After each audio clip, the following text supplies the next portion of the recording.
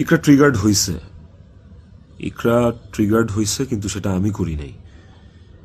ইকরা triggered হয়েছে আমারই কিছু ভাই ব্রাদার, কিছু কাছের মানুষ যারা ওর আমার দুজনেরই কমন সার্কেল, যাদের সাথে ইকরার আমি দুজনই খুব ইন্টিমেট ছিলাম। ওরা ডে বাই ডে ওকে ট্রিগার করে করে আজকে এই জায়গায় নিয়ে আসছিল। এবং